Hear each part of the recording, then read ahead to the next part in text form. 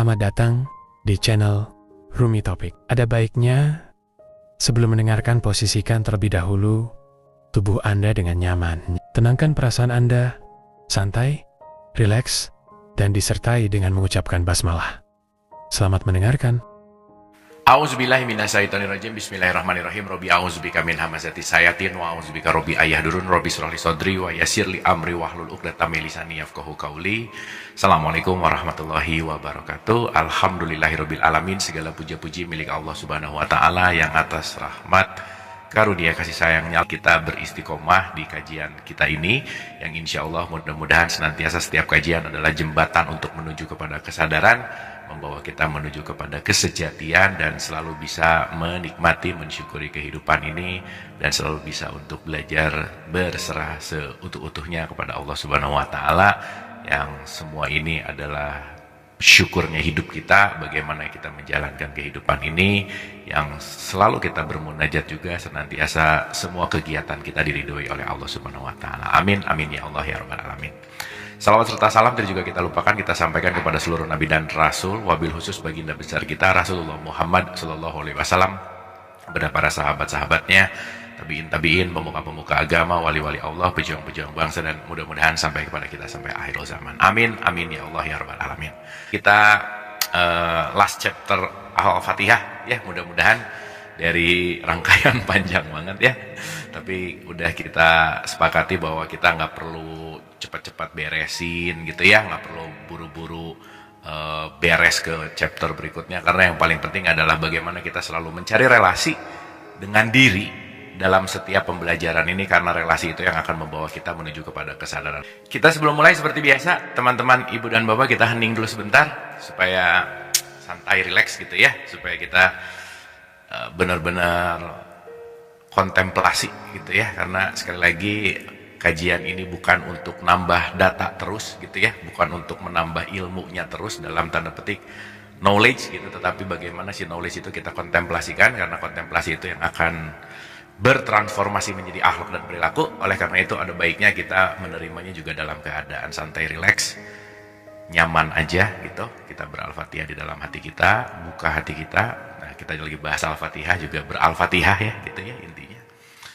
Yang senantiasa pintu hikmah akan dibukakan, senantiasa alirannya dimudahkan, dilancarkan, dimengerti, dan sekali lagi ini akan berdampak kepada perjalanan kita, kesadaran kita, visi misi kita, perilaku kita yang lebih bersyukur dan berserah seutuh-utuhnya.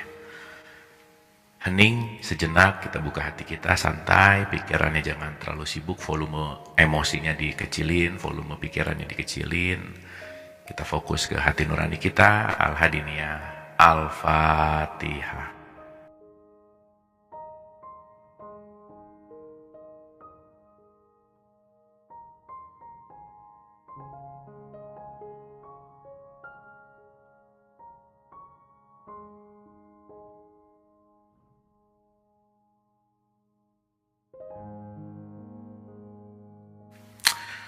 Amin, amin ya Allah ya rabbal alamin. Hatur nuhun, terima kasih. Seperti biasa semangat ya teman-teman, ibu dan bapak. Selalu excited mengaji sama guru-guru tuh gitu ya, karena guru-guru yang akan menjadi lilin-lilin yang akan menerangi gitu ya, karena PR kita di dunia pendidikan ini panjang banget gitu ya, PR-nya banyak banget gitu, yang mudah-mudahan semua kita, ini saya jump to conclusion langsung kali ya. Nanti pada akhir dari Al-Fatihah itu, inti dari semua Al-Fatihah itu sebenarnya cuma satu. Jadi kita flashback dari, kita coba sedikit ya, kan biasanya dari belakang ke depan, dari depan ke belakang. Nah sekarang kita ngomonginnya dari belakang ke depan gitu, kita bicara dari belakang. Jadi teman-teman ibu dan bapak, once kita nanti mengerti Al-Fatihah, inti dari Al-Fatihah itu adalah sempurna dan menyempurnakan. Itu bahasanya ya, saya ulang ya. Kita bisa menjadi orang, dalam tanda petik ya, kita ngerti nanti, ada kesempurnaan, tetapi tidak semua yang sempurna bisa menyempurnakan gitu. Dan nanti kenapa tugas guru itu mulia banget, karena guru itu adalah sempurna dan menyempurnakan. Jadi berapa pertemuan ya, kita pertemuan Al-Fatihah plus tanya jawab mungkin ada 5, 6, apa 7 pertemuan gitu ya. inti dari semua 7 pertemuan cuman satu kalimat ini, bahwa kita hadir untuk sempurna dan menyempurnakan. Itu poinnya. Ya, karena tidak semua yang sempurna, sekali lagi, bisa menyempurnakan. Tidak semua yang menggapai, menemukan dan dalam artian memahami, bisa mengajarkan gitu. Makanya sempurna itu kamil, menyempurnakan itu mukamil.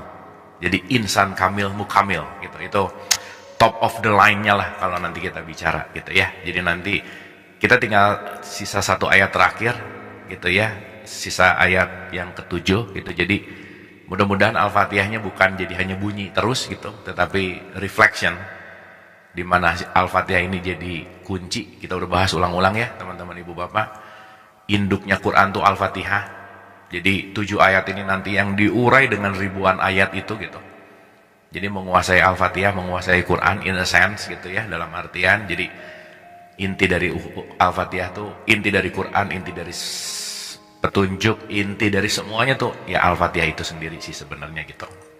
Makanya dalam beberapa fase kehidupan, nanti tahun depan kita bahas ulang misalkan gitu ya, pasti kita akan dapat sesuatu yang lebih esensi gitu kira-kira. Oke ya, sekarang kita kupas nih, apa makna dari sempurna dan menyempurnakan. Jus alpukat itu suci, tapi nggak boleh dipakai wudhu, gitu ya. Jadi sesuatu yang suci belum tentu menyucikan, gitu ya. Maka nanti apa ya, mengungkapkan sama katanya, keren banget gitu ya. Nanti kalau kita ngerti tentang Al-Fatihah ini, bahwa udah deh kita benar-benar menyatu untuk membersatukan gitu. Jadi kita penting untuk menjadi agen-agen persatuan pada akhirnya gitu intinya. Oke ya, bismillah ya. Kita review dulu sedikit teman-teman ibu dan bapak untuk bahasan Al-Fatihah ini. Jadi Al-Fatihah kita analogikan sebagai perjalanan suluk. Itu ya, perjalanan pencari Tuhan. Perjalanan menuju kepada ilahi gitu kira-kira. Dalam perspektif tasawufnya disebut suluk gitu. Maka perjalanan suluk itu selalu digambarkan seperti kita berjalan menaiki gunung. Tuh ya, makanya semua para nabi dan rasul tuh dapat petunjuk pasti lewat gunung lah dalam tanda petik gitu. Nah, maka kita ulang sedikit gitu. Perjalanan juga dalam artian sering diartikan dengan kata-kata safar gitu ya. Makanya kenapa sih Al-Fatihah diulang terus tiap sholat gitu, karena saya rasa esensinya tuh nggak pernah kita selalu akan mendapatkan pembaharuan gitu. Karena kan setiap saat itu kita sedang melepaskan kepalsuan kita gitu. Setiap saat itu kita sedang melepaskan ilusi kita. Jadi kalau orang belum sadar dirinya bercampur dengan ilusi, sama seperti orang pengen sembuh tapi nggak ngerasa sakit gitu. Orang yang menyadari dirinya sakit, kesempatan sembuhnya tinggi. Tapi ya kita tahu bahwa hari ini banyak orang yang nggak ngerasa dirinya sakit karena terlalu sibuk dengan penyakit orang lain gitu. Gitu ya. Jadi kenapa sih kontemplasi gitu? Kenapa sih kita benar-benar harus menyelam? Jadi kalau pernah dengar kata ikro, Nabi Muhammad disuruh ikro itu kan research sebenarnya. Ri itu ulang, search itu mencari.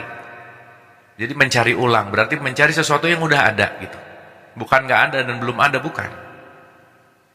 Dan yang ada itu sekarang ketutup sama ilusi-ilusi. Nah, kita udah bahas ya. Ketutup sama sesuatu yang jauh gitu. Maka nanti kita akan mengerti bahwa ada kalimat berjarak dengan Tuhan. Berjarak ini punya makna yang luas gitu. Ada jarak ruang dan waktu, ada jarak kesadaran. Gitu ya. Kita mungkin sekarang deketan sama orang di sebelah kita. Tapi mungkin kita akan lebih merasa dekat dengan ibu kita, ayah kita, pasangan kita, anak kita, meskipun jaraknya mungkin jauh. Nah sekarang how come Tuhan akan bisa berjarak dengan kita dalam konteks ruang dan waktu gitu. You never far away from Him gitu. Gak ada yang jauh dari Dia. Tetapi jaraknya tidak dibicarakan dalam konteks ruang dan waktu, enggak gitu. Tapi jaraknya nanti kita akan bicarakan dalam konteks kesadaran. Karena absennya kesadaran yang akan membuat kita menjadi jauh dari Dia gitu. Makanya nanti ayat terakhir itu kan setelah ihdinas siratal mustaqim, siratal ladzina an'amta alaihim, ada magdub, ada zolin. Ya di situ magdub itu artinya Dimurkai, nanti kita ngerti kalimat dimurkai itu apa. Dan ada juga yang sesat gitu. Clear ya? Tapi di balik itu, hanya orang yang tersesatlah yang akan menemukan jalan. Kalau nggak pernah tersesat, nggak tahu dia tersesat gitu. Gitu ya, maka kita memang dibebaskan untuk tersesat, untuk menemukan jalan pulang. Maka pengajarannya Adam, dia salah dulu baru pulang. Spesialnya Adam, udah salah, dia mau pulang. Gitu. Clear ya? Jadi pelan-pelan teman-teman ibu dan bapak kita mengkonklusikan ini, mensummarizekan ini supaya Al-Fatihah ini benar-benar jadi the way of life kita, bukan dibacakan. Ingat ya, kalimatnya bukan disuruh baca Al-Fatihah kan, tapi beral-Fatihah. Beral-Fatihahlah kamu gitu. Bukan membacakan, karena kalau membacakan mah banyak yang pinter saya rasa. Banyak yang hafal lagi. Dan kadang kalau udah hafal tuh jadi otomatis. Kadang sesuatu yang otomatis tuh udah nggak ada kesadaran di situ. Gitu ya, makanya sholat itu kalau bisa jangan otomatis gitu. Tapi dihadirkan kesadarannya. Karena kalau sholatnya otomatis, ya udah cuman menggugurkan kewajiban, ngerasa udah sholat gitu intinya. Al-Fatihahnya juga udah otomatis aja. Ya, tahu-tahu tiba-tiba ngerti, selesai, paha, sadar, udah beres aja, Assalamualaikum gitu intinya. Di tengah-tengahnya, in between-nya mabuk gitu. Makanya janganlah kamu sholat dalam keadaan mabuk. Means kalau orang mabuk tuh nggak ngerti apa yang diomongin, nggak paham apa yang diucapkan gitu ya. Nah, nanti kita paham juga, emang sih banyak dari kita yang mabuk gitu ya. Makanya sedikit dari kamu yang bersyukur. Mudah-mudahan kita mulai bangun dari mabuk-mabuk ini gitu, menuju kepada realitas-realitas.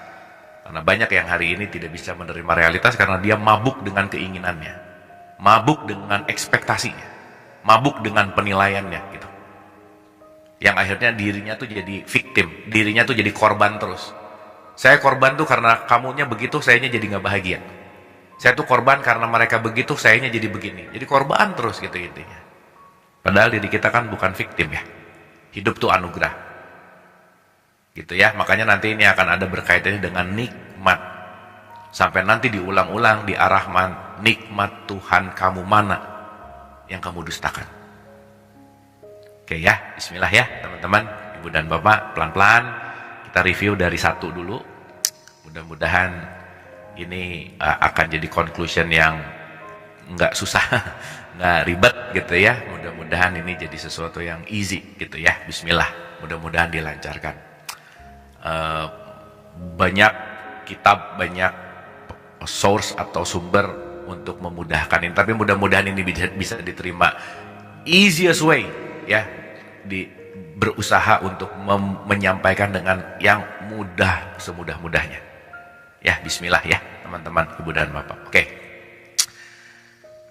Di awal kita udah bahas bahwa konteks mulanya inna lillahi wa inna ilaihi rojiun. Kita tuh mau pulang gitu ya, mau kembali gitu.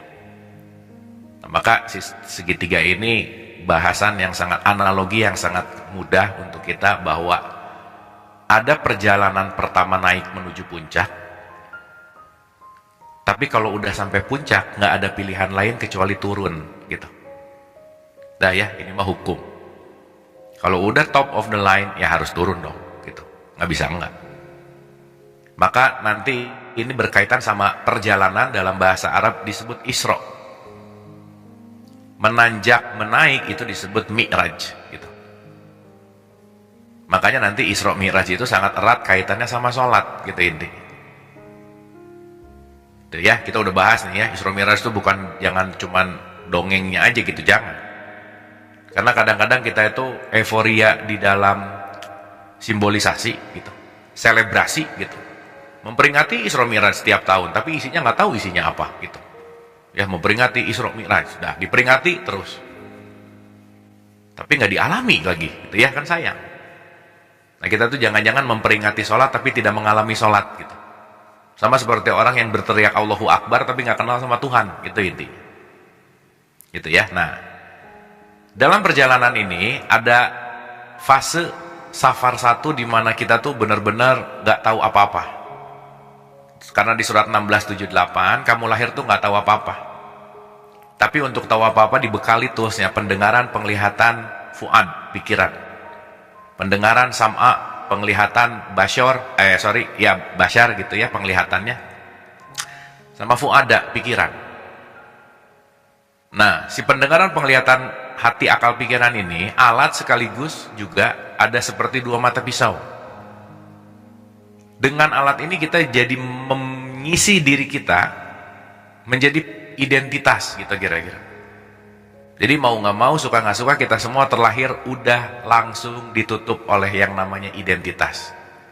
Kita udah bahas ya teman-teman ibu dan bapak, kita ini ruh yang dikasih kemasan jasad, di mana ruhani kita sekarang tertutup oleh identitas, atau yang kita sebut sebagai psychological self.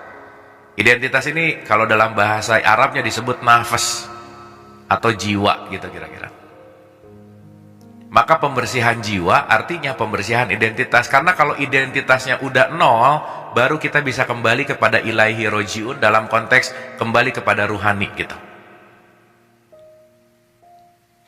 Makanya kenapa Iqra itu menyelami tanda-tanda Tuhan, ayat-ayat Tuhan. Kalau mau nyelam, bajunya dibuka dulu supaya nggak basah gitu kira-kira. Dalam tanda petik baju di sini adalah identity. Itulah kenapa orang umroh, haji, kalau tawaf pakai ihram, lepasin semua jubah-jubah identitasnya. Nama nggak penting, jabatan nggak penting, kamu siapa nggak penting, gelar nggak penting. Karena nanti kalau kita melekat kepada semua identitas yang nanti outputnya adalah ilusi, sampai kapanpun kita nggak akan pernah masuk ke dalam safar berikutnya atau ke dalam kesadaran ruhani gitu. Nah, orang akan berputar-putar di dunia ilusinya. Inilah yang disebut dengan yang namanya dunia yang penuh dengan permainan gitu kira-kira. Jadi kita mau berputar di permainan dunia atau kita yang mengontrol permainan dunia, itu dua hal yang berbeda gitu. Kehidupan adalah permainan dan senda gurau, Quran selalu ngomong gitu. Tetapi kehidupan tidak bisa dilakukan dengan main-main, itu dua hal yang berbeda. Kalau tahu ini permainan, jangan terkontrol oleh permainannya, jangan. Memiliki uang dan dimiliki uang itu dua hal yang berbeda. Meskipun dalam tahapan kesadaran paling dalam kita kan nggak punya apa-apa gitu ya. Tapi di tahapan awam anggap aja kita dapat uang sekarang, oh uang ini milik saya. Tapi jangan bertukar uang ini milik saya, yang akhirnya saya dimiliki oleh uang. Jadi uangnya jadi Tuhan nanti gitu. Gitu ya, akhirnya nanti power utamanya jadi ada di uang gitu. Power utamanya nanti ada di jabatan. Makanya nggak mau kelepasan, nggak mau lepas jabatan, nggak mau lepas uangnya, melekat terus. Dan semakin melekat kepada sesuatu yang selain dia, semakin kita akan muter-muter di dunia ilusi. Di kelas 1 terus gitu intinya. Kalau dalam tradisi Hindu Buddha disebut alam samsara gitu, penderitaan gitu. Maka penderitaan itu bukan masalah punya atau nggak punya uang, memiliki atau dimiliki uang. Penderitaan itu bukan masalah punya atau nggak punya jabatan, memiliki atau dimiliki oleh jabatan, gitu kira-kira. Jadi nanti pertanyaannya, kita ini memiliki dunia atau dimiliki oleh dunia, gitu. Gitu ya, makanya Imam Ali tuh keren banget. Saya mentalak 3 dunia deh, gitu. Dah, talak 3 dunia sama Imam Ali tuh ditalak 3, gitu, keren. Gitu. Ya nggak mau gitu, dalamnya dikotori sama dunia. Saya yang memiliki, bukan saya yang dimiliki, gitu kira-kira. Gitu ya. Nah, berarti kita memulai perjalanan benar-benar memiliki jarak dengan Allah. Dalam tanda petik ya, kita nanti paham. Jarak nanti kita bagi 2. Ada jarak secara fisikal, dalam konteks di sini kita berbicara ruang dan waktu. Bandung Jakarta 120 kilo secara fisikal, distance. Tapi hubungan sama Allah, hubungan sama Tuhan ini nggak berbicara tentang physical distance, nggak bisa. Karena kita udah bahas bahwa hubungan kita sama Tuhan seperti matahari dengan cahayanya. Nggak mungkin terpisah gitu. Seperti kita dengan cermin, bayangan di dalam cermin, itu nggak mungkin terpisah. Bahkan kalau lagi bercermin, kita bingung mana yang asli, mana yang enggak sebenarnya.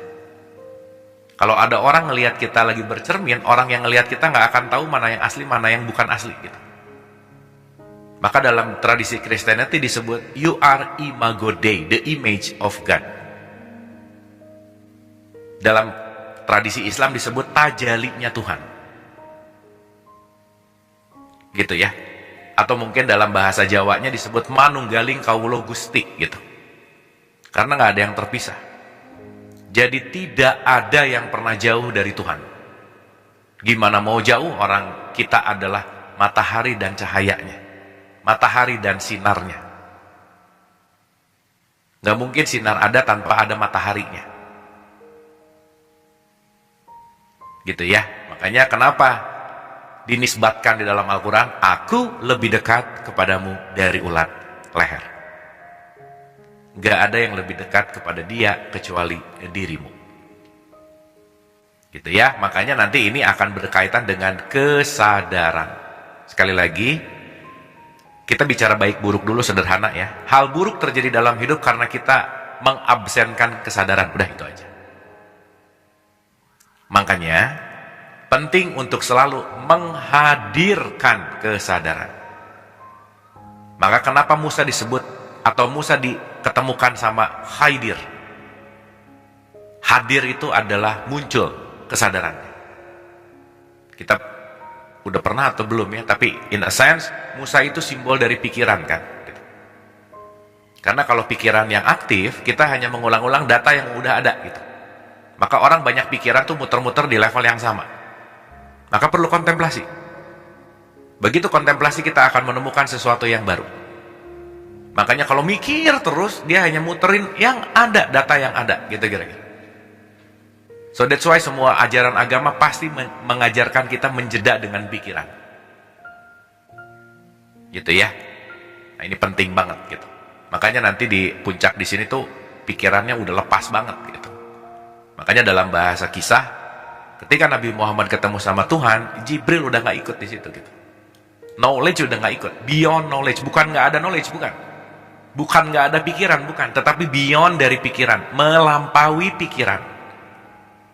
Berarti kalau melampaui pikiran, kita perlu menjaga jarak dengan pikiran. Berarti kalau perlu menjaga jarak, kita harus bisa memisahkan antara diriku dan pikiranku gitu. Nah hari ini banyak orang yang gak bisa begitu. Kenapa? Gak pernah latihan. Karena dia selalu menganggap bahwa dirinya adalah pikirannya gitu. Padahal ada yang bisa berpikir, pasti ada yang bisa mengamati berpikir. Maka kalau bahasa sekarang dalam konteks meditasi, meditasi adalah wahana untuk kita berjarak dengan salah satunya dengan pikiran. So itulah kenapa meditasi didefinisikan sebagai journey without goals, perjalanan yang gak ada tujuannya. Karena kenapa? Kita diajarkan untuk menikmati prosesnya. Once terlalu tujuan minded, goals minded, banyak kekecewaan aja. Nah, begitu kita menikmati proses, kita akan hadir utuh di sini saat ini. Karena kita banyak akan ditarik ke besok kemarin, besok kemarin, besok kemarin.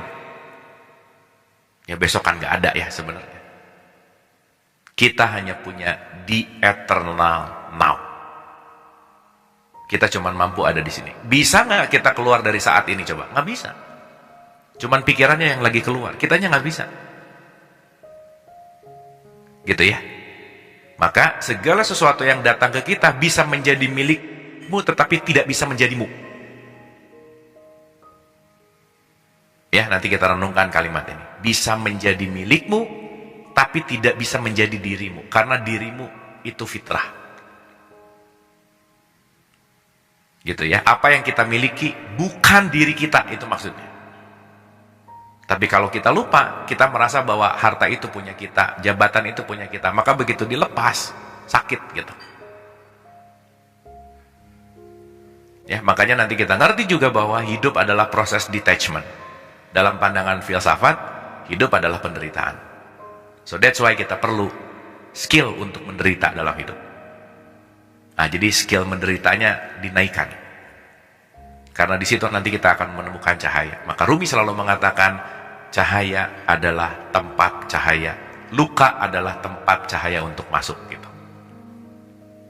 Gitu ya. Oke, ini pertemuan pertama kira-kira ngomongin ginilah. Oke, ya. Bismillah ya, pelan-pelan ya.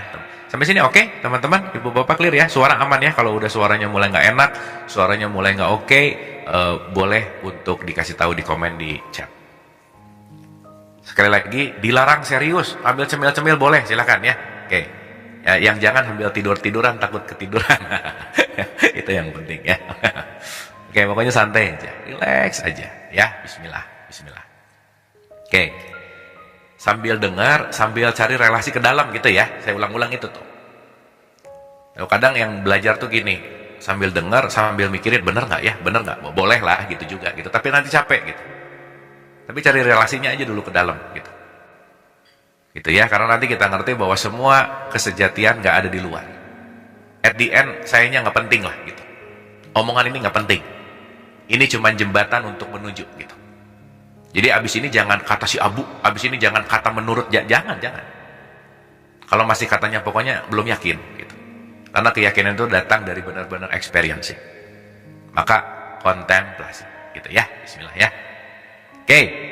Nah, pelan-pelan ya, pelan-pelan. Oke. Jadi gini. Di awal banget itu ada kata-kata Bismillahirrohmanirrohim. Nah, udah jelas tuh. Berarti kalau diawali dengan, kita udah ulang-ulang ya teman-teman ibu bapak, kita nggak nyalahin siapa-siapa, nggak merendahkan siapa-siapa, tetapi kita belajar lebih detail.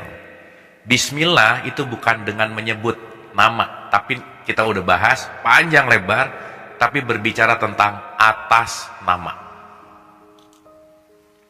Berarti kalau atas nama ada jarak dengan siapa yang mengatasnamakan. Berarti di sini masih ada jarak gitu. Makanya masih ada di suluk 1. Makanya masih adanya di bawah nih. Kalau di gunung tuh masih starting point gitu kira-kira. Belum naik nih. Maka kita udah bahas juga ulang-ulang. Bismillah, Alhamdulillah, Ar-Rahmanir-Rahim, Malik Yaumiddin. Ini talk about God. Berbicara tentang Tuhan, bukan berbicara kepada. Makanya nanti berbicara langsungnya di waktu iya kak gitu. Berbicara tentang dulu nggak apa-apa.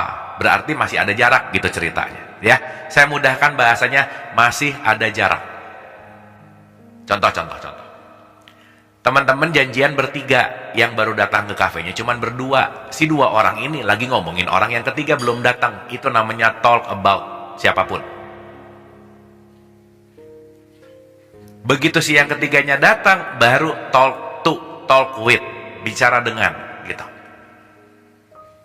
Jadi 1-4 itu belum sadar siapa dirinya yang sejati, makanya masih ngomongin atas nama gitu. Karena nanti begitu pandangannya lebih dalam, kita ngerti bahwa dari keragaman itu cuman muncul kesatuan. Jadi kalau kita masih melihat yang beragam, kita lupa ada kesatuan di situ gitu. Gitu ya, makanya nanti disebut ketauhidan. Kalau kamu melihat yang oneness, kalau kamu melihat yang menyatunya, kamu akan benar-benar mengenal siapapun dan apapun. Karena kamu akan sadar bahwa ternyata di dalam sebuah keberagaman, di dalam semua keberagaman terdapat satu ketauhidan, sumber yang sama. Berarti udah mulai mengurang menilai orang lain. Udah mulai nggak pernah jarang judgment, menjelekan. Kenapa? Karena mulai sadar bahwa semakin nanti naik ke atas, mulai sadar bahwa dirimu adalah aku yang lain. Ragam diriku dalam bentuk lain. Tapi kamu dan aku tuh ya sama gitu. Sama tuh dalam artian dari sumber yang sama gitu kira-kira. Mau aqua, mau amidis, dua-duanya mineral water. Kita mau lihat mereknya atau isinya, itu poinnya. Nah kalau jaraknya makin jauh, yang dilihat pasti cuma mereknya. Makanya berantem nih sekarang. Merek A sama merek B saling mengkafirkan, menerakakan gitu. Intinya, semakin ke puncak gunung, semakin universal. Dah gitu intinya. Jelas ya, kalau kita nggak semakin universal, mau belajar Quran, mau belajar agama, belajar apapun, semakin eksklusif, there is something wrong sama arahnya. Ya tapi nggak apa-apa juga ya, gitu. Karena semuanya pasti akan mengalami perjalanannya masing-masing gitu. Jadi kalau makin belajar makin benci orang lain, kelompok lain, sudut pandang yang lain, Nah, itu penting untuk direnungkan gitu. Karena target akhirnya wa ma arsalnaka ila rahmatan lil alamin. Jadi kalau mau disimpelkan sih ya teman-teman, ibu bapak, ini super konklusi sih ya. Semua tuh kita lagi dicuci, lagi dibersihkan, dimurnikan dari semua identitas yang melekat dah gitu intinya. Supaya kamu kembali kepada dirimu yang sejati gitu. Sebelum kembali kamu sadar dulu siapa sih diri kamu gitu. Karena kita sekarang banyak salah menilai tentang diri. Karena kita terlalu banyak melihat fisikalnya, dari lahir tuh yang dilihat kan udah fisik. Jadi menganggap semuanya itu adalah sesuatu yang fisik gitu. Padahal ada yang lebih esensi dari sesuatu yang fisik gitu. Menilai yang fisiknya, merubah yang fisiknya. Gitu ya, merendahkan yang fisiknya, meninggikan yang fisiknya. Jadi jangan-jangan kita menghormati jabatannya loh, bukan orangnya. Karena kalau jabatannya udah selesai, orangnya juga kita lupain kok gitu. Gitu ya. Nah, di situ nanti disebut dunia ilusi gitu. The illusion. Kalau bahasanya Matrix itulah ada, itu yang disebut dengan Matrix gitu. Maka kalau teman-teman ibu bapak nonton Matrix, si Neo itu disuruh keluar tuh dari Matrix. Kamu harus keluar dari Matrix. Karena kenapa? Di situ ilusi semuanya. Dan nanti kita akan mengerti ya teman-teman ibu bapak, apa yang kita tahu sekarang itu bisa 99,99999% itu sangat ilusif banget gitu. Maka jangan berpijak pada pengetahuan saja. Karena pengetahuan kita dinamis gitu. Apalagi pengetahuan yang gak mau di-upgrade. Pokoknya tahu kalau sholat itu gitu aja, udah. Dari dulu sampai sekarang gak ada upgrade sistem sholatnya gitu. Akhirnya cuma jadi olahraga aja gitu misalnya. Kan sayang ya gitu. Ya, bismillah ya teman-teman ibu bapak ya. Saya straight to the point. Untuk 1-4 saya rasa kita skip aja karena kita udah bahas ulang-ulang. Jadi kalau bicara tentang bismillah berarti mengingatkan bahwa kamu tuh hamba loh ya, gitu kira-kira. Hanya atas nama. Berarti kalau masih ada hubungan atau keterpisahan antara hamba dengan Tuhan, di sini masih terpisah. Padahal kan nggak ada yang terpisah. Meskipun di sini ada 59 layar yang berbeda. Gini-gini ya, ibu bapak, supaya gampang dulu nih. Ibu bapak boleh perhatiin zoomnya masing-masing. Di sini ada 59 kotak nama-nama yang berbeda. Kalau kita ngelihatnya satu-satu berdasarkan nama, oke? Kita akan melihat ada perbedaan antara nama A, nama B, nama C, nama D. Tapi ibu bapak relax dulu sebentar, terus agak mundur jauh ke belakang. Ibu bapak cuma ngelihat layar. Berarti nama-nama yang berbeda ini ada di layar yang sama. Clear ya? Berarti kalau ada di layar yang sama, ini semua tuh tidak berpisah, tetapi menyatu dalam layar yang sama gitu. Maka kalau kita pakai kesadaran layar, yang kita sadari bahwa semua kita di dalam layar yang sama. Meskipun di tiap kotak ada wajahnya masing-masing, ada profile picture-nya masing-masing, tapi jangan lupa kita datang, kita ada, kita eksis di dalam layar yang sama. Sehebat apapun layarnya bagus, nggak ada listrik, mati juga gitu kira-kira. Ya, kita udah bahas bahwa listrik adalah ruhnya, aplikasi adalah jiwanya, layar adalah jasadnya. Gitu ya, maka kita ini penyatuan antara jasad, jiwa, dan ruh gitu. Dan kita udah ulang-ulang itu gitu. Oke ya. Jadi supaya nanti ngelihat sesuatu tuh ada jedanya dulu. Ngelihat orang yang nyebelin, iya. Begitu nyebelinnya muncul, saya berarti lagi ngelihat satu kotak. Tapi mundur dulu dong, step back. Oh ternyata antara dia dengan saya ada di layar yang sama. Berarti dia itu saya yang lain dalam layar yang sama. Nyebelinnya dia cuman mau mengingatkan saya bahwa saya tuh masih punya sifat seperti itu. Gitu kira-kira. Karena semuanya adalah cerminan.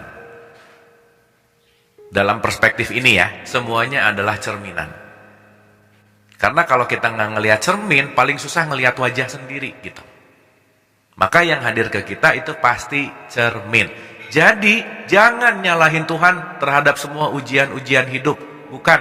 Kenapa? Uniknya hidup, kita yang bikin soal, kita yang nyelesain soal. Gitu kira-kira. Dapat ya? Kita udah bahas itu tuh.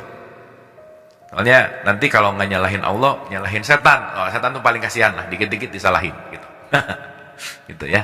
Ntar setan komplain gitu. Enak aja. Kan saya nyuruh, kamu yang ngikutin. Nah, yang salah mah yang ngikutin, bukan yang nyuruh gitu. Makanya sifat setan salah satunya adalah memberikan nasihat. Nah, gitu. Jadi kalau senangnya ngasih nasihat mulu, hati-hati juga gitu. Ya, karena di situ ada terselubung kesombongan-kesombongan tipis. Nah, itu kira-kira. Clear ya? Ya, bismillah ya. Paham nih? Oneness satu kesatuan, manyness itu keterpisahan. Sok coba renungin, ibu bapak ngelihat sekelilingnya, pasti pohon di situ, ini di sana, gunung di sana, matahari di sana. Pasti mikirnya kebanyakan berpisah. Nggak ada relasi antara saya dengan semua yang saya lihat. Padahal kita ada di layar yang sama gitu. Itulah kesadaran tauhid nanti. Nah, di situ nanti kita bicara dalam kesadaran la ilaha illallah. Begitu kita udah nyampe ke titik leburnya, oh ternyata yang saya lihat cuma dia ya gitu. Maka di Al-Baqarah 115, kemana saja kamu menghadap, disitulah wajahku. Ya, kemana saja kamu menghadap, disitulah wajahku. Oke, ya, bismillah. Oke, ini cepat aja ya teman-teman ya.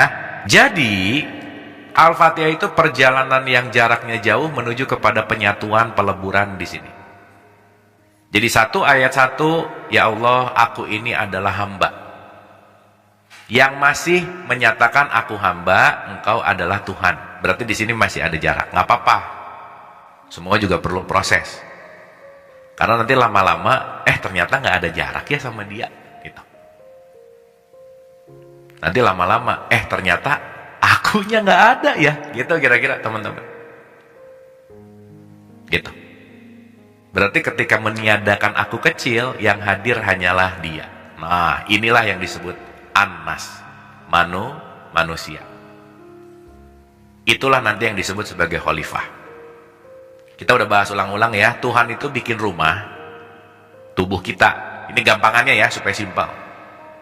Berarti tubuh kita ini, tuan rumahnya Tuhan. Tapi kebanyakan hari ini, Tuhan sebagai tuan rumah menjadi tamu di rumahnya sendiri. Nah gitu. Sok ibu bapak bayangin di rumah sendiri tapi jadi tamu gitu kan nggak enak ya. Gitu inti. Karena nanti yang jadi tuan rumahnya si ego, si aku kecil. Kalau nggak saya tolong ya orang ini nggak selamat. Nah, kalau bukan saya yang ngajarin, nggak akan bisa. Nah, udah tuh mulai. Itu lagi nyimpen Tuhan di gudang. Nah, nanti kalau sakit baru gudang dibuka. Ya Allah. Sembuhkan. Nah, lupa gitulah pokoknya, bolak-balik aja gitu ya. Kita udah bahas tuh ya. Jadi kita lagi belajar benar-benar membiarkan Allah menjadi tuan rumah di dalam rumahnya sendiri. Gitu bahasa kerennya, malah gampangannya ya.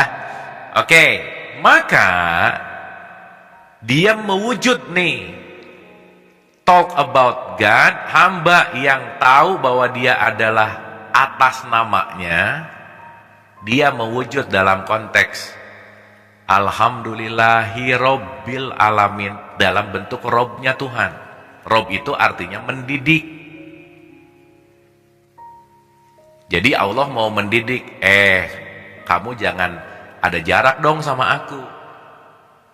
Maka Allah dalam konteks Rob, kan ada ya Robbin Nas, Malikin Nas, ilah. Kalau Allah lagi dalam konteks Rob, kalau dalam bahasa Inggris Allah itu the God.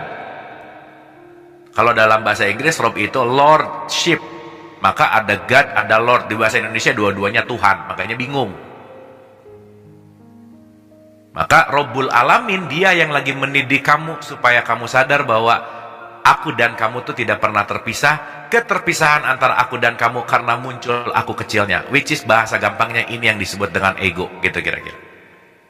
Ego ada di mana? Dari identitas. Ada di mana? Psychological self kita. Maka semakin naik, semakin psychological self, identitas egonya luntur. Di bulan Ramadan ini sering disebut the sleep of ego.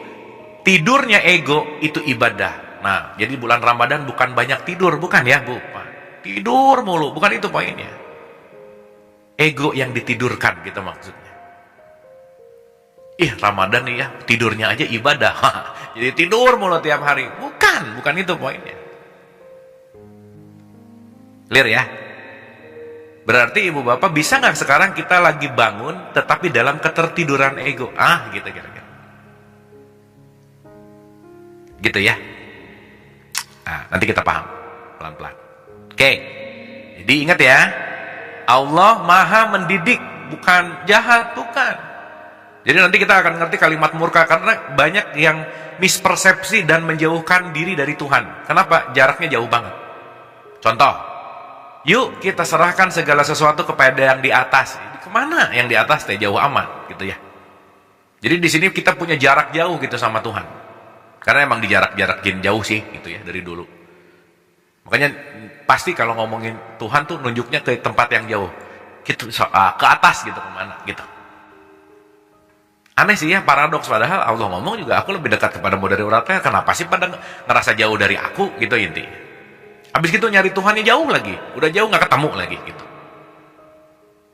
Ya makanya kenapa waktu di surat Al-Quraisy jangan menyembah rumahku dong. Yang disembah pemilik rumahnya gitu. Kan ada ya teman-teman ibu bapak yang doa tuh bawa doa kayak list belanjaan bulanan gitu di depan Ka'bah teriak-teriak gitu. Seakan-akan Tuhan tuh di situ. Yang nggak apa-apa juga sih.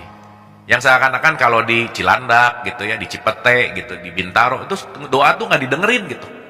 Makanya ada mustajabah doa di mana, di tempat di sini gitu. Doa kencang-kencang. Enggak, bukan gitu poin. Ingat ya, jaraknya bukan ruang dan waktu gitu, bukan. Tapi kesadaran. Ketika kesadarannya hadir, dirimu dan aku tidak berjarak lagi. Maka ketika Rumi cerita, ada satu hambanya ngetuk rumah pintu Tuhan, begitu dia tok tok tok. Tuhan nanya, siapa di luar? Aku. Tuhan ngomong, tidak ada dua aku di sini. Nggak ngerti nih si hambanya. Beberapa puluh tahun datang lagi, tok tok tok. Siapa di luar? Engkau. Baru dibukain. Karena hanya ada satu aku di sini gitu. Gitu ya. Sip ya, teman-teman ya, paham ya? Mudah-mudahan dapat nih. Oke. Nah, kuncinya nggak ada lagi. Ar-Rahmanir-Rahim, kasih sayang, gitu. Jadi nggak ada yang bisa meluluhkan ego kecuali yang namanya kasih sayang, gitu kira-kira. Maka kalau orang ego dibalas sama ego, jadi egonya kuadrat. Tapi orang ego diisi kasih sayang, egonya akan menurun, gitu kira-kira. Karena powernya Tuhan itu adalah di surat 6 ayat 12, aku adalah kasih sayang. Jadi kalau ngomongin diri sejatimu itu adalah kasih sayang. Jadi kalau kamu lagi marah-marah, lagi benci-benci, lagi iri-iri, lagi dengki-dengki dan seterusnya, kamu lagi keluar dari dirimu yang sejati, lagi masuk ke alam ilusi gitu. Nah nanti betah di alam ilusi, lupa aja sama diri sejatinya. Karena nanti kasih sayang itu menciptakan, menampilkan damai, damai itu menciptakan happiness. Jadi teman-teman ibu dan bapak, kita tanpa apa-apa tuh udah bahagia gitu. Justru yang membuat bahagia karena banyak apa-apanya. Maka bahagia jangan dicari. Nggak ketemu. Kenapa? Orang kamu adalah bahagia kok gitu. Gitu ya kira-kira. Justru kita adalah kebahagiaan yang tertutup oleh semua pernak-pernik dunia. Jadi kalau mau bahagia gimana? Detachment dong. Jangan dicari bahagianya. Karena kalau dicari nanti ketemunya kesenangan. Dan itu biasanya nyarinya di objek. Di hubungan. Di benda, materi. Ngerasa bahagia tapi padahal lagi menumpuk kesenangan. Karena kesenangan itu nanti kita akan ngerti umurnya pendek. Dan soon akan banyak kekhawatiran, akan banyak kecemasan, akan banyak kekecewaan. Karena kenapa? Kita menganggap kesenangan itu adalah kebahagiaan gitu. Bahasa gampangnya, kalau masih ada syarat, udah pasti bukan bahagia aja. Aku tuh happy kalau kamu udah jauh aja gitu. Aku tuh kalau pokoknya banyak kalaunya aja gitu. Itu banyak syarat. Jadi unik ya, semua pengen bahagia, tapi yang bikin syarat dan kategorinya juga diri sendiri gitu. Tapi yang disalahin orang lain gitu. Ya, udah paling gampang lah, paling enak tuh. Nanti nyalahin inflasi lah, nyalahin dolar lah, nyalahin inilah, itulah, inilah, sosial media lah, dan seterusnya. Oke ya. Malik Yaumiddin. Nah, di situ mulai menyatu. Sehingga berjumpa di sini iyyaka na'budu, udah. Psychological self-nya lepas, identitasnya lepas, di sini aku kecilnya hilang. Di sini yang disebut dengan penyatuan. Berbicara direct kepada dia. Di sini yang disebut dengan yang namanya ahad, menyatu. Berarti di sini udah punya ada level yang berbeda kesadarannya. Ihdina siratal mustaqim, tunjuki jalan yang lurus. Ingat ya, kita udah bahas tuh. Jalan yang lurus tuh bukan jalan yang lurus ketemu sama Tuhan, karena udah ketemu. Tapi ya Allah, saya tuh mau turun lagi ke bawah. Karena setelah naik ke atas, ini nanti bahasanya sempurna. Dan kesempurnaan ini ingin saya bagikan untuk menyempurnakan. Maka kita turun lagi ke bawah. Karena nanti di bawah banyak yang ngantri nih. Pengen naik ke atas. Itulah Nabi Muhammad selalu mengatakan umati, umati, umati, umati, umati. Kalau boleh milih ya, ibu bapak, kalau waktu itu Nabi Muhammad egois, udah ketemu Tuhan, udah aja bareng terus sama dia, beres.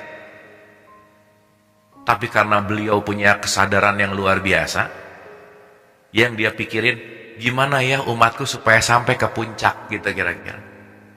Nah di situ turun lagi tuh. Di situ menyebarkan. Maka bisa mencapai kesempurnaan, tapi belum tentu bisa juga menyempurnakan gitu. Jadi maksud saya, ketika kita sekarang datang ke Zoom ini, pembelajaran ini, kita lagi ada di sini nih ceritanya. Tapi selepas ini, kita mau terus-terusan dalam konteks awang-awang terus gitu ya, dalam konteks diingat-ingat, tapi kita punya kesadaran untuk bagaimana apa yang kita pelajari di sini untuk disebarkan, gitu kira-kira. Nanti di sini disebut dengan yang namanya tugas kekhalifahan, gitu intinya. Jelas ya? Teman-teman ibu bapak ya, jelas ya? Nah nanti ada 2 poin penting nih. Yang di atas nggak turun-turun, dalam bahasa tasawuf inilah yang disebut dolin, atau yang disebut dengan yang namanya sesat, gitu kira-kira. Dalam tanda petik ya, nanti kita ngerti.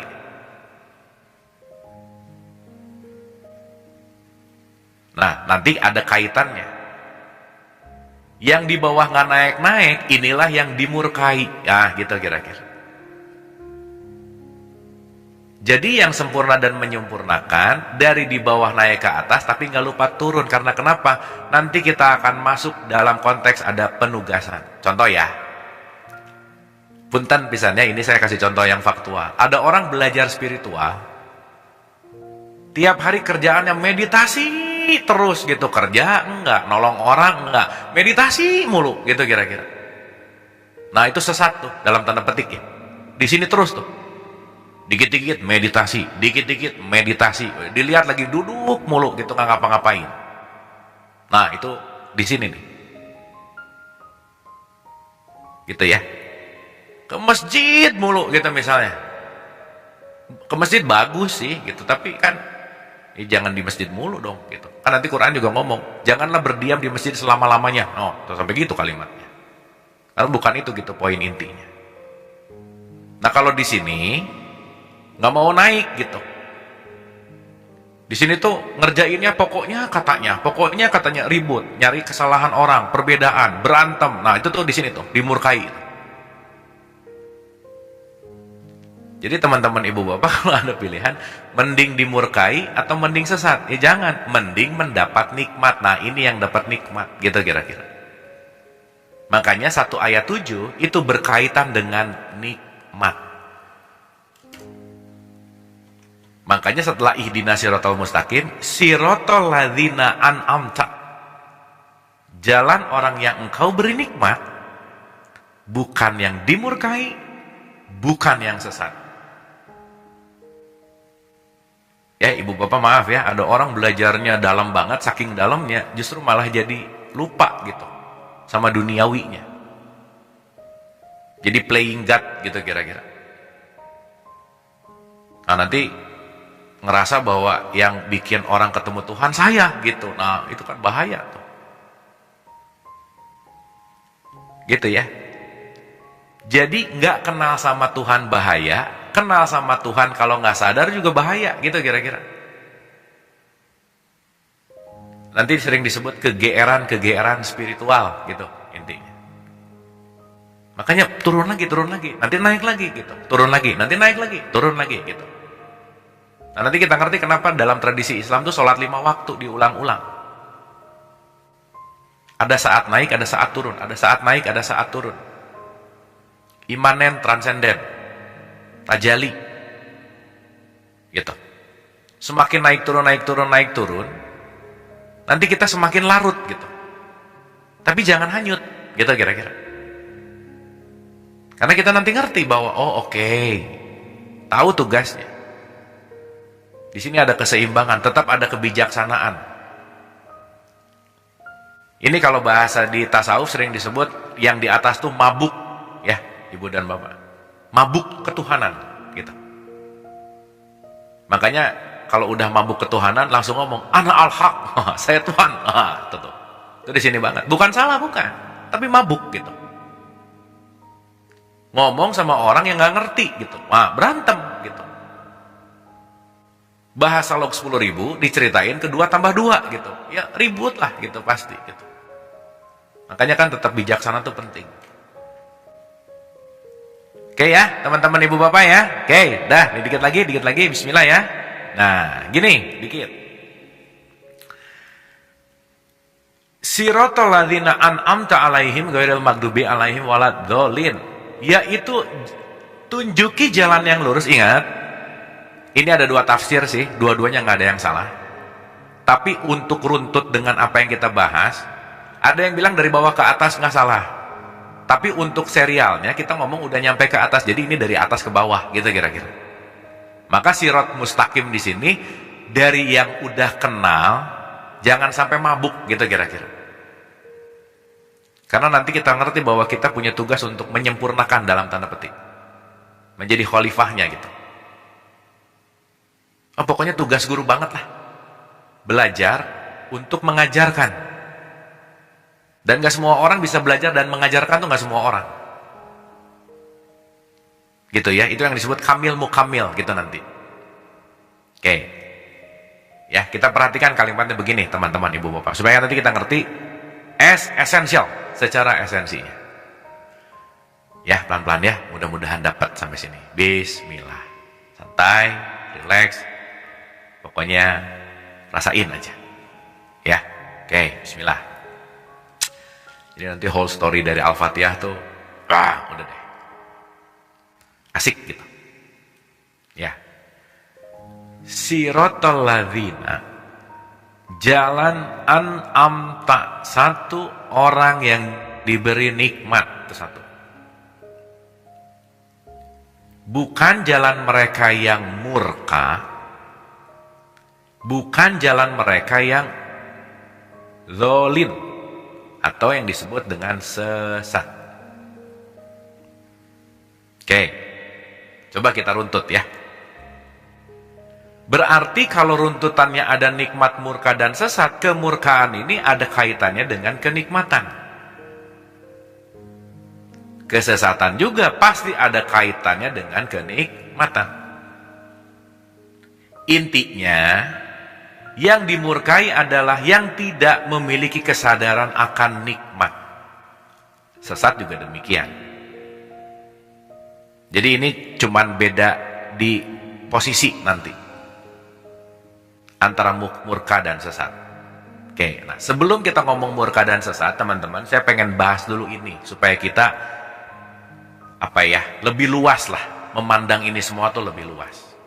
Gini ya, teman-teman ibu bapak. Kalau kita berbicara the language of God, bahasanya Tuhan, Tuhan selalu menggunakan bahasa yang kita sangat familiar. Berarti dia akan menggunakan suatu bahasa yang sangat familiar dengan pengertian kita, pemahaman kita, emosi kita, perasaan kita, supaya kita setidaknya ngerti apa yang ingin disampaikan oleh Tuhan itu sendiri, gitu kira-kira. Maka perhatiin deh, Quran itu kalimat-kalimatnya, surat-suratnya familiar. Sapi familiar banget sama kita. Lebah, gajah, laba-laba, itu semua dibikin familiar supaya kita, oh setidaknya seperti ini, setidaknya bisa menggambarkan. Maka ini pun berkaitan dengan emosi. Gitu ya. Maka dalam sifatnya Tuhan, ada yang disebut mutakalim. Tuhan maha berkata-kata. Berkata-katanya menggunakan bahasa. Jadi kalau Tuhan ngomong murka, anggap aja ada orang lagi murka banget, kayak gitulah kira-kira gitu. Tapi bukan Tuhan pemurka, bukan. So, feeling didesain untuk dikenali. Maka ketika feeling dikenali, disitulah bahasa yang akan kita bisa serap dalam konteks bahasanya Tuhan itu sendiri, gitu kira-kira. Sampai sini oke ya, teman-teman ya. Jadi kalau ada kata-kata kabura maqtan indallahi an taqulu ma la taf'alun, aku benci banget, bukan Tuhan Maha Pembenci, bukan. Kalau kamu ngomong nggak sesuai dengan, kalau kamu melakukan nggak sesuai dengan omongan kamu, kira-kira orangnya bakal gimana sih? Ya benci, udah pasti, gitu kira-kira. Paham ya? Jadi jangan diasosiasikan Tuhan Maha Pembenci, Maha Pemurka, wah pokoknya jahat gitu kelihatannya, sangar, sadis, bukan. Itu mau menggambarkan tentang konteks yang namanya bahasa. Sekarang kita fahami dulu dalam konteks yang namanya mutakalim, maha berkata-kata. Oke ya, sekarang kita gini. Teman-teman, ibu bapak pernah marah nggak kira-kira? Pasti dong. Pertanyaannya, kenapa bisa marah? Karena marah itu pasti affected by something, teriritasi oleh sesuatu. Dan nanti kita mengerti bahwa kita pakai bahasa ya, makanya kalau kita pakai dua, ada kata-kata rahmat, dirahmati, lawannya kata-katanya marah, amarah. Ini dua-duanya affected by something. Dalam konteks pasti ini akan ada kaitannya dengan affected tuh terpengaruh lah, ada pengaruh dari sesuatu gitu. Maka rahmat secara bahasa artinya kasihan, dipengaruhi karena ngelihat orang yang kayaknya lapar, nah dipengaruhi karena orang yang kelihatannya menjelekan, nah itu bisa keluar yang disebut rahmat dan marah. Apa yang ingin disampaikan di sini? In a sense, ini semua adalah ekspresi, nah gitu kira-kira. So, marah adalah ekspresi. Maka, kalau dengar kata-kata mutakalim berkata-kata, ini tidak hanya berbicara masalah suara. Teman-teman, ibu bapak, mau tahu nggak marah yang paling serem? Itu namanya silent treatment. Kalau udah marah tapi nggak ngomong, oh udah itu paling serem aja. Dah, beres tuh. Diam aja udah, wah udah beres aja. Itu mengerikan. Ditanya, oke, udah, wah udah aja. Tuh sangat meresahkan lah. Silent treatment itu sesuatu yang sangat meresahkan gitu. Jadi orang cuma ngomong selesai, itu bisa mengekspresikan marah. Dan yang paling pintar mengekspresikan marah adalah mulut. Nah udah, wah udah, kalau mulut udah ikut campur, wah udah tuh ekspresi macam-macam aja, A sampai Z muncul gitu kira-kira. Gitu ya. Berarti kalau mau mengekspresikan segala sesuatu ekspresi, segala sesuatu yang asalnya tidak tampak menjadi tampak. Itulah yang disebut berkata-kata, atau dalam artian mutakalimnya Tuhan. Ibu bapak sebelum ngomong udah ada di dalam yang mau diomongin dari tidak tampak menjadi tampak. dari ekspresif yang ada di dalam menjadi muncul. Kalau bahasanya ini disebut wujud, ini disebut sesuatu yang goib, gitu kira-kira. Jadi sebelum ngomong ada dulu nih, ngomong baru wujud, gitu kira-kira.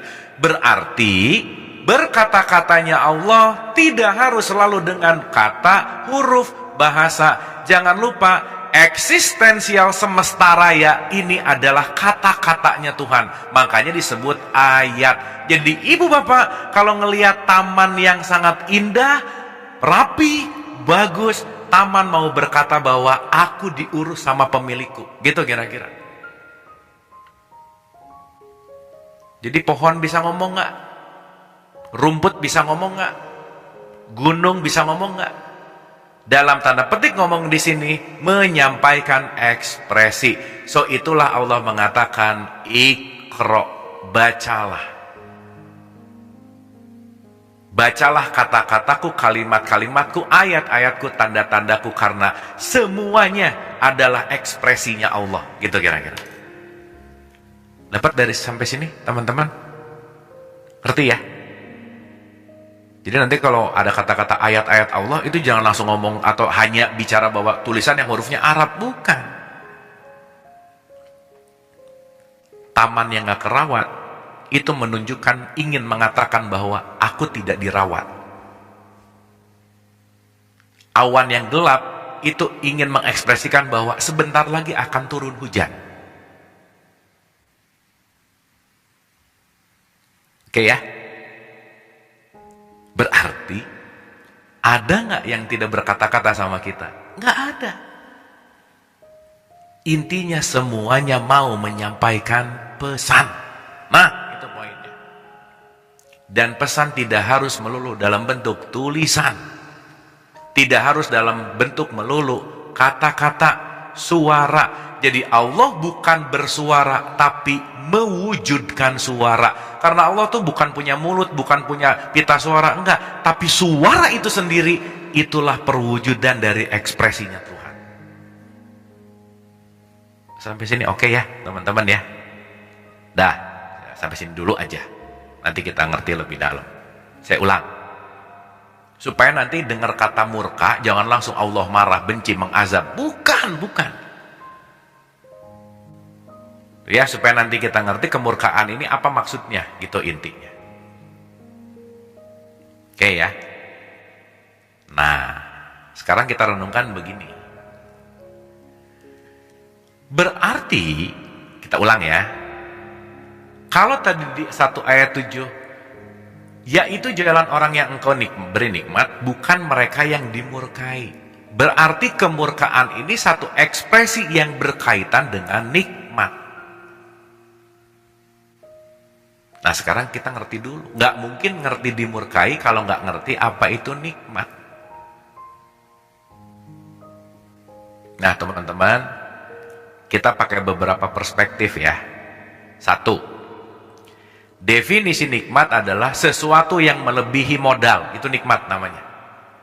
Contoh, modalnya 10, dapatnya 100. Nah nikmat banget. Itu 1 ya. Tapi kebanyakan orang lupa, kita hidup juga nggak pernah punya modal sebenarnya. Maka hidup adalah anugerah. Hidup itu adalah kenikmatan. Lebih daripada modal. Orang kamu nggak ngemodal kok.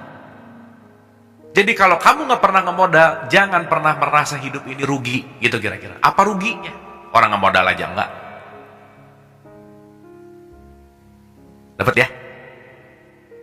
Berarti orang yang bisa menikmati sesuatu, orang yang menyadari bahwa semuanya hanyalah konteks dari ekspresinya Allah. Maka nanti ada kaitannya dengan kemana saja kamu menghadap, di situ adalah wajahku. Ya, to the point aja. Ini panjang banget ceritanya. Gini deh teman-teman ibu bapak. Ciri-ciri utama orang yang diberi nikmat adalah dia mulai sadar kalau semuanya hanya Allah. Nah, itu orang dapat nikmat.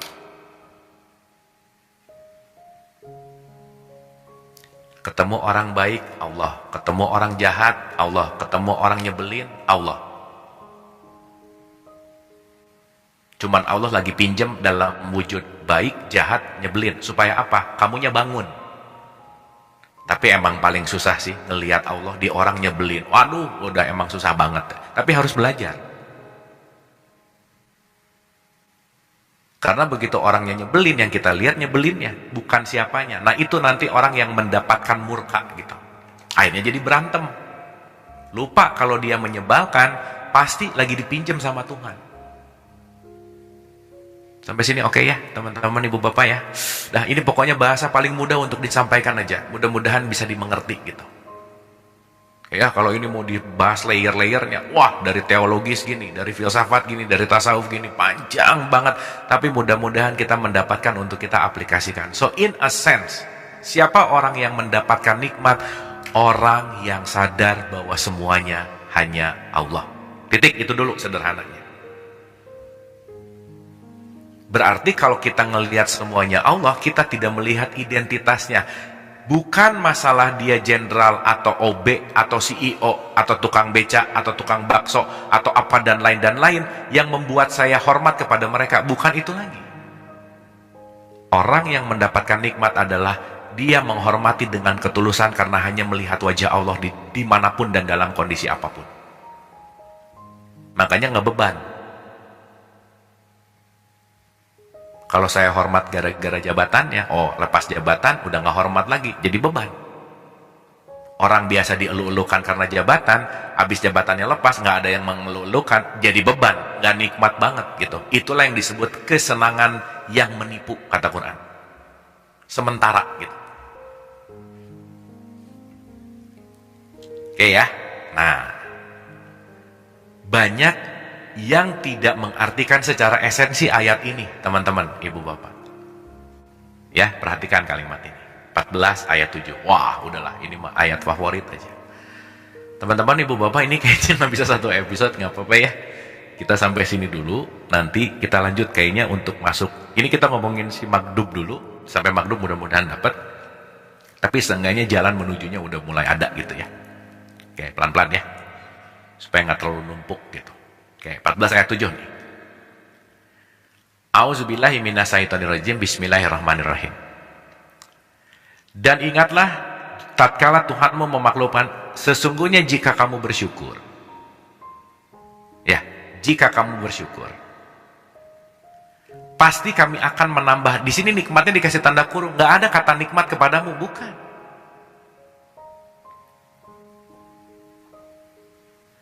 La azidana kum, bukan la azidana ni'amakum, nggak ada, ni'amakumnya nggak ada di sini, tapi ni'makum.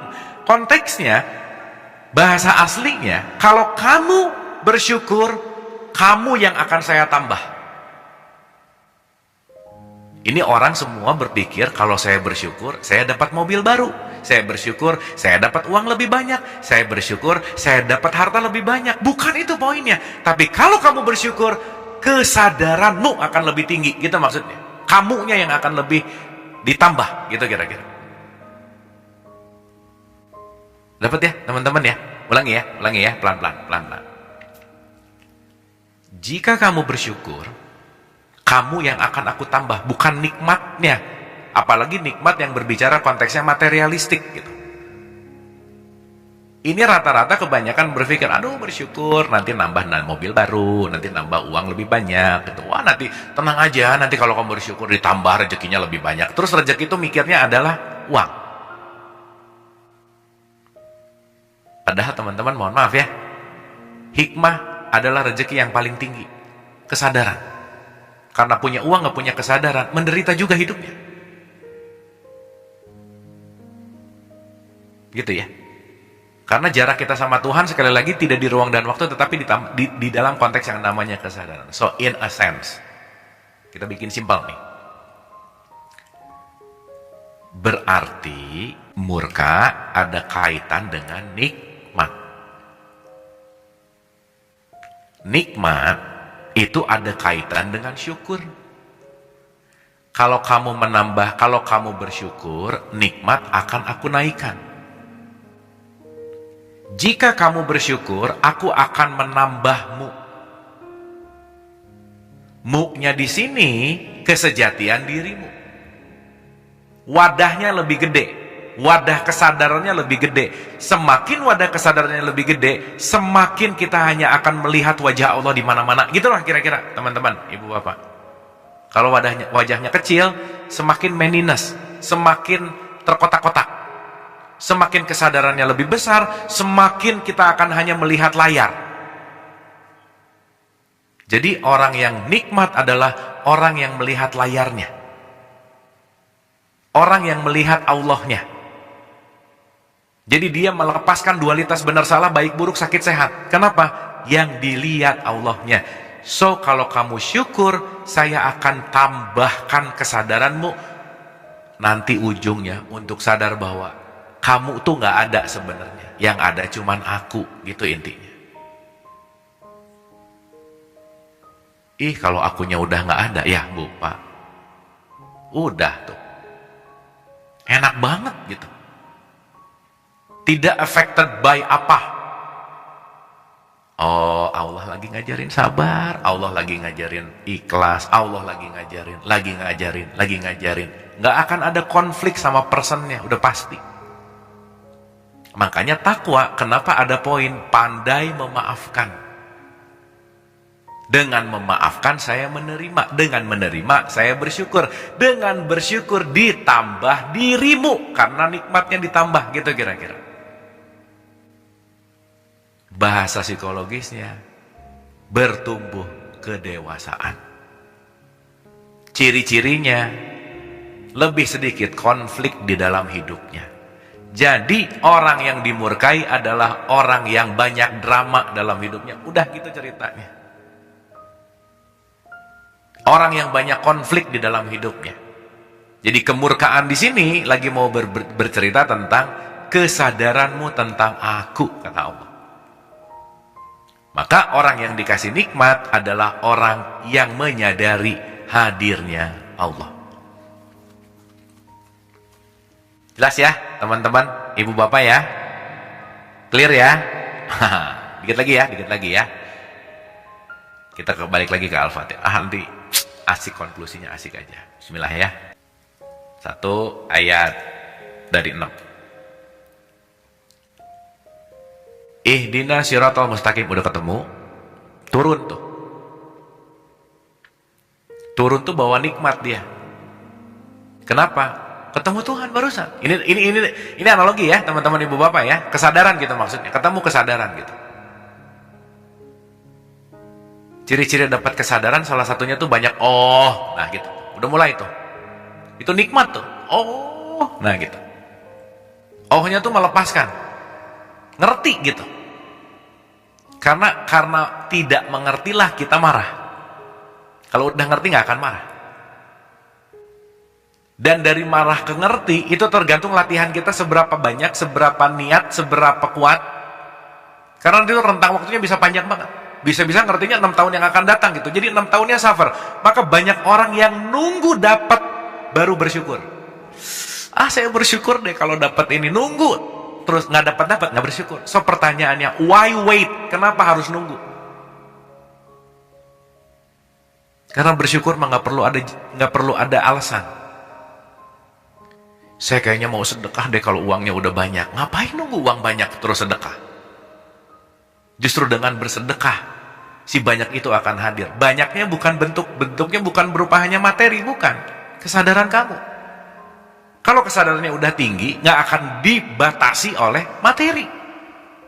Karena banyak orang yang mendefinisikan kesenangan hidupnya dengan uang yang banyak, harta yang banyak, jabatan. Tapi kalau udah dapat nikmat kesadaran, nothing lah. Nanti kita ngerti bahwa nikmat Tuhan mana lagi yang kamu dustakan. Emang dari bangun tidur kita nggak langsung dapat nikmat?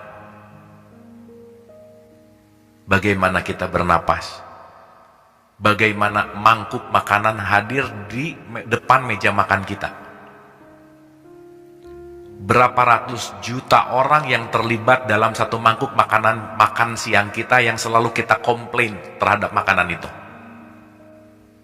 Berapa lama dari mulai matahari yang menyinari tanah yang membuat jadi padi, di mana perlu campur tangan para petani, di mana semuanya perlu proses, di mana di situ ada distribusi dari sini ke sana ke sini, sampai akhirnya satu mangkuk kita berhadapan dengan semesta yang kita tidak syukuri. Gimana tuh? Nikmat Tuhan kamu mana yang kamu dustakan? Even kita lagi makannya aja nggak hadir utuh di sini saat ini gitu. Lagi makan pikirannya udah meeting, di tempat meeting pikirannya udah di tempat rumah, di rumah pikirannya di tempat makan, dan seterusnya. Nikmat Tuhan mana lagi kamu dustakan, sehingga di situ dikatakan sedikit dari kamu yang bersyukur.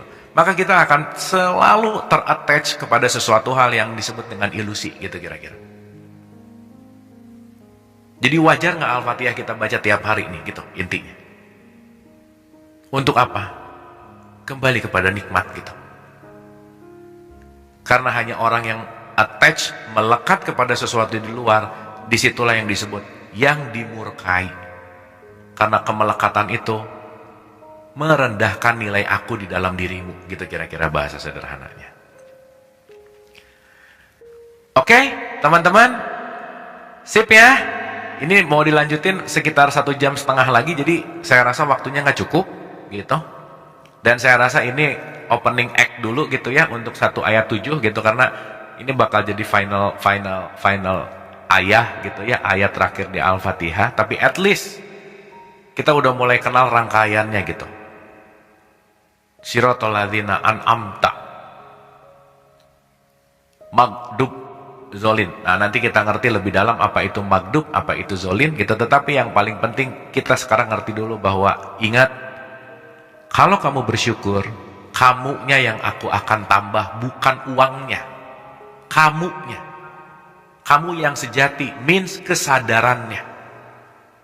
Karena kalau punya kesadaran dalam kondisi apapun, nggak akan tergoyahkan atau affected by.